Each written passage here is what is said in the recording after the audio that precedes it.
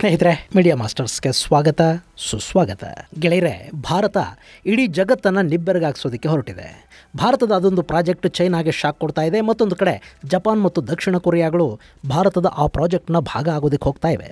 Saudi Arabia, UAEಗಳು ನಾವು ಕೂಡ ಅದರಲ್ಲಿ ಇನ್ವೆಸ್ಟ್ ಮಾಡ್ತೀವಿ ಅಂತ ಬರ್ತಾ ಇವೆ. ಸದ್ಯಕ್ಕೆ ಅದು $10 ಬಿಲಿಯನ್ ಮೊತ್ತದ ಪ್ರಾಜೆಕ್ಟ್ ಆಗಿದ್ದು, ಅಲ್ಲಿ ಸುಮಾರು 112 ಕ್ರೂಡ್ ಆಯಿಲ್ ಟ್ಯಾಂಕರ್ಗಳನ್ನು ಭಾರತ ನಿರ್ಮಾಣ ಮಾಡುತ್ತೆ.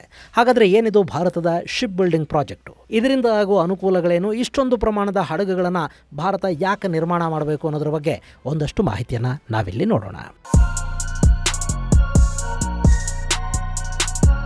ಗೆಳೆಯರೆ, ಭಾರತ ಬಹುದೊಡ್ಡ ಪ್ರಾಜೆಕ್ಟ್ ಒಂದನ್ನು ಶುರು ಮಾಡ್ತಾ ಇದೆ. ಸುಮಾರು $10 ಬಿಲಿಯನ್ ವೆಚ್ಚದಲ್ಲಿ 112 ತೈಲ ಹಡಗುಗಳನ್ನು ಸಿದ್ಧಪಡಿಸುವ ಯೋಜನೆ ಇದು. ಜಗತ್ತಿನ 2ನೇ ಅತಿದೊಡ್ಡ ತೈಲ ಆಮದುದಾರ ದೇಶ ಅನ್ನಿಸ್ಕೊಂಡಿರೋ ಭಾರತಕ್ಕೆ ಈ ರೀತಿಯ ತೈಲ ಹಡಗುಗಳ ಅವಶ್ಯಕತೆ ತುಂಬಾ ಇದೆ.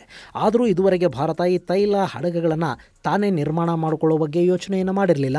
ಆದರೆ ಕಳೆದ ಕೆಲ ವರ್ಷಗಳಿಂದ ನಡೀತಿರೋ ವಿದ್ಯಮಾನಗಳು ಭಾರತಕ್ಕೆ ಸ್ವಾವಲಂಬನೆಯ ಪಾಠವನ್ನು ಕಲಿಸ್ತಾ ಇವೆ. ಇಲ್ಲಿ ರಷ್ಯಾ ಮತ್ತು ಯುಕ್ರೇನ್ ಸಂಘರ್ಷ, ಯುರೋಪಿಯನ್ ಯೂನಿಯನ್ ಹಾಗೂ ಅಮೆರಿಕಾಗಳ ನಿರ್ಬಂಧದ ಧಮಕಿ, ರಷ್ಯಾದ ತೈಲ ಖರೀದಿ ಮೇಲೆ ಉಂಟಾದ ನಿರ್ಬಂಧಗಳು, ಪಶ್ಚಿಮದ ದೇಶಗಳ ಮೇಲಿನ ನಿರ್ಭರತೆ, ಚೈನಾ ಮೇಲಿನ ಡಿಪೆಂಡೆನ್ಸಿ, ಇದೆಲ್ಲವನ್ನ ಕಂಡ ನಂತರ ಭಾರತ ತನಗೆ ಬೇಕಾದ ತೈಲ ಟ್ಯಾಂಕರ್ಗಳನ್ನು ತಾನೇ ನಿರ್ಮಾಣ ಮಾಡಿಕೊಂಡು ಆ ಎಲ್ಲ ನಿರ್ಭರತೆಗಳಿಂದ ಹೊರಬರೋ ಬಗ್ಗೆ ಯೋಚನೆ ಮಾಡ್ತಾ ಇದೆ. ಗೆಳೆಯರೆ, ನಿಮಗೆ ಗೊತ್ತಿರಲಿ, ಭಾರತ ತನಗೆ ಬೇಕಾಗಿರುವ 85%ಕ್ಕೂ ಅಧಿಕ ಪ್ರಮಾಣದ ತೈಲವನ್ನು ವಿದೇಶಗಳಿಂದ ಆಮದು ಮಾಡಿಕೊಳ್ಳುತ್ತೆ.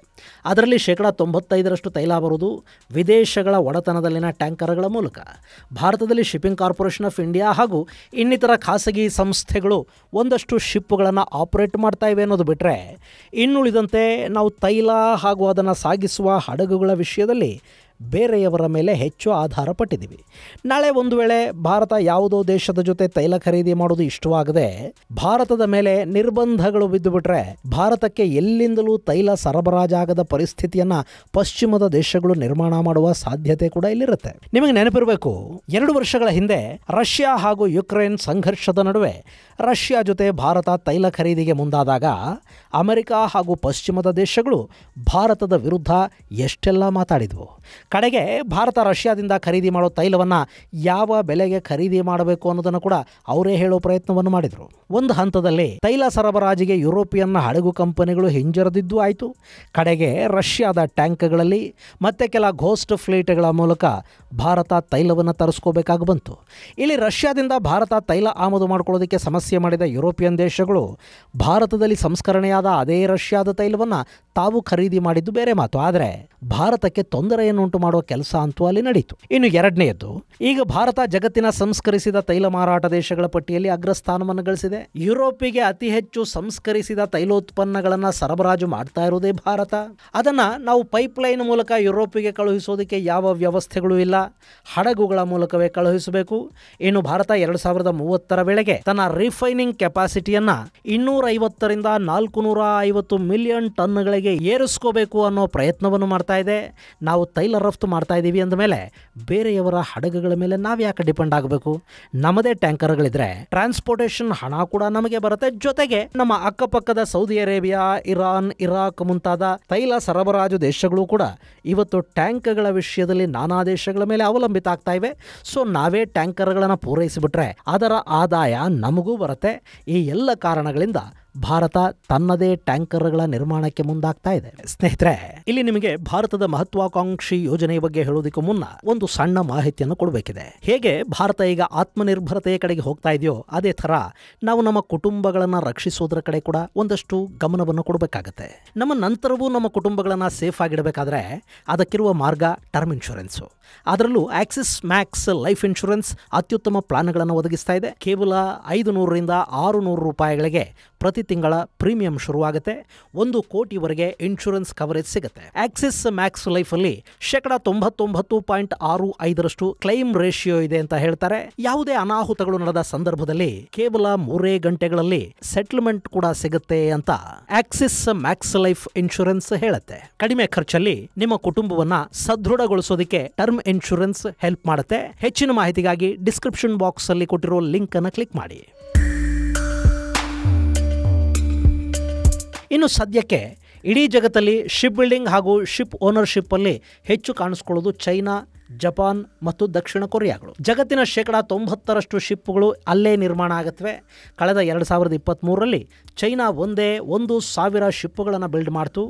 ಇಲ್ಲಿ ಈ ದೇಶಗಳು ಕೇವಲ ಶಿಪ್ಗಳನ್ನಷ್ಟೇ ಸಿದ್ಧಪಡಿಸೋದಿಲ್ಲ, ಬದಲಾಗಿ ಅದಕ್ಕೆ ಅಗತ್ಯವಾಗಿ ಬೇಕಿರುವ ಡಿಸೈನು, ಶಿಪ್ ಕಟ್ಟೋದಕ್ಕೆ ಬೇಕಾಗಿರುವ ಮೆಟೀರಿಯಲ್ಸು, ಅದರ ಎಂಜಿನ್ ಹಾಗೂ ಪ್ರಪೋಲ್ಷನ್ ಸಿಸ್ಟಮ್ಗಳನ್ನು ಕೂಡ ಚೈನಾ, ಜಪಾನ್, ಸೌತ್ ಕೊರಿಯಾಗಳು ಒದಗಿಸುತ್ತವೆ. ಕೆಲವೊಮ್ಮೆ ಈ ದೇಶಗಳ ಕಂಪನಿಗಳು ಬೇರೆ ಬೇರೆ ಶಿಪ್ ಬಿಲ್ಡಿಂಗ್ ಕಂಪನಿಗಳಿಗೆ ಹಣಕಾಸಿನ ನೆರವನ್ನು ಕೂಡ ಕೊಡುತ್ತವೆ.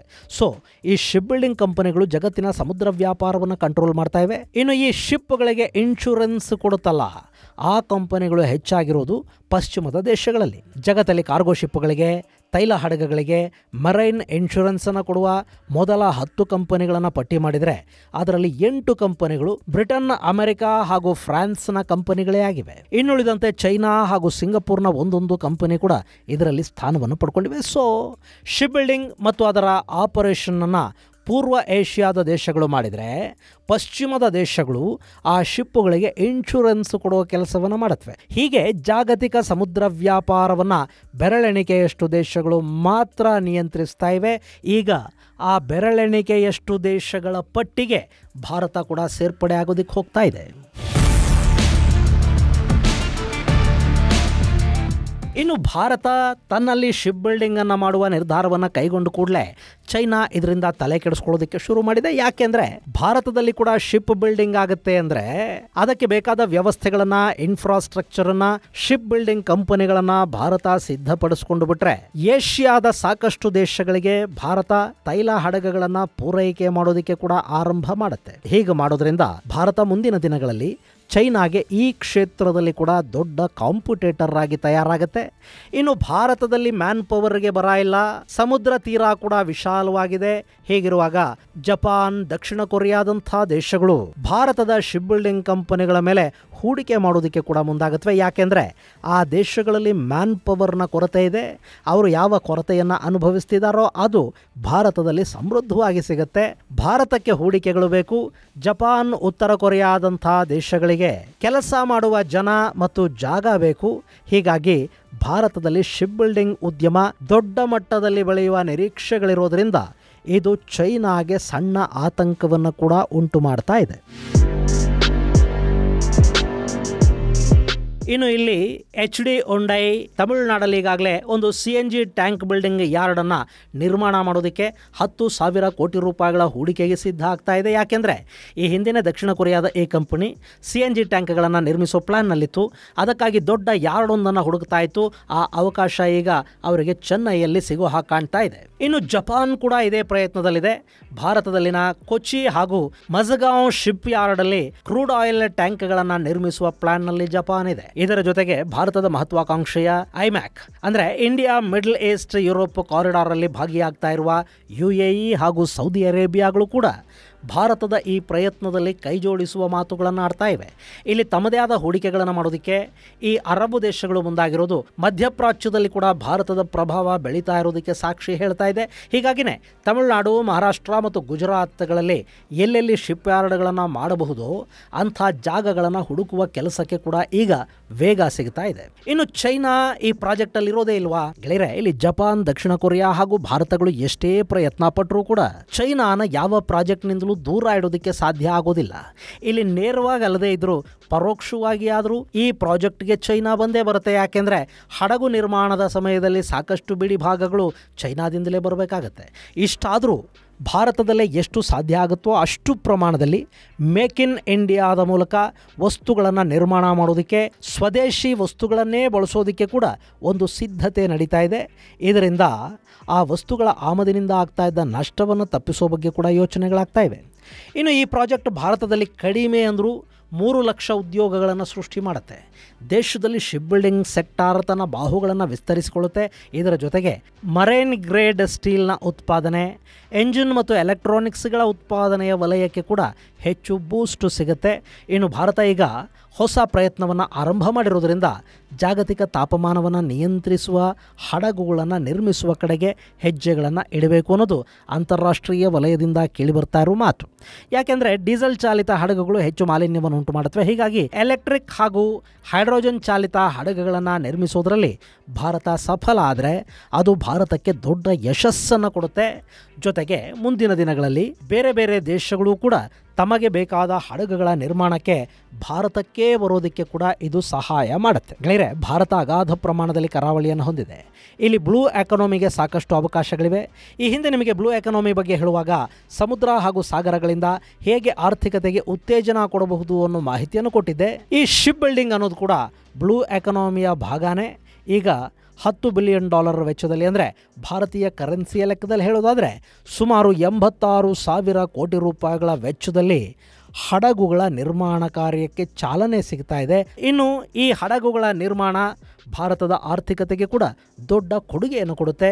ಇದರಿಂದ ಶಿಪ್ ಬಿಲ್ಡಿಂಗ್ ಯಾರ್ಡುಗಳು ಮಾತ್ರ ಅಲ್ಲದೆ ಇನ್ನಿತರ ಸಣ್ಣ ಕೈಗಾರಿಕೆಗಳು ಕೂಡ ಸಾಕಷ್ಟು ಲಾಭವನ್ನು ಮಾಡುತ್ತವೆ. ಹೀಗಾಗಿಯೇ ಭಾರತದ ಈ ಪ್ರಯತ್ನ ಆದಷ್ಟು ಬೇಗ ಯಶಸ್ವಿಯಾಗಲಿ. ಅದರ ಜೊತೆಗೆ ಭಾರತ ಜಪಾನ್ ದಕ್ಷಿಣ ಕೊರಿಯಾಗಳನ್ನು ಜೊತೆಯಲ್ಲಿಟ್ಟುಕೊಂಡೇ ಮುಂದುವರಿಲಿ. ಯಾಕೆಂದರೆ ಈ ಎರಡೂ ದೇಶಗಳಲ್ಲಿ ಅತಿ ಹೆಚ್ಚು ಶಿಪ್ ಕಂಪನಿಗಳಿವೆ.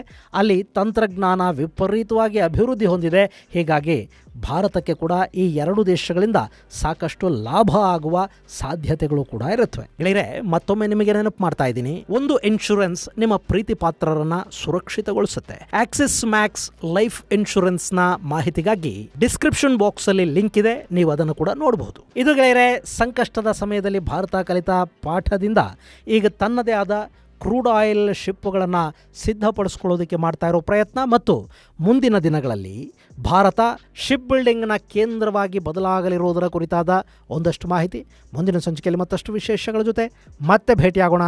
ಅಲ್ಲಿವರೆಗೆ ಜೈ ಹಿಂದ್, ಜೈ ಕರ್ನಾಟಕ.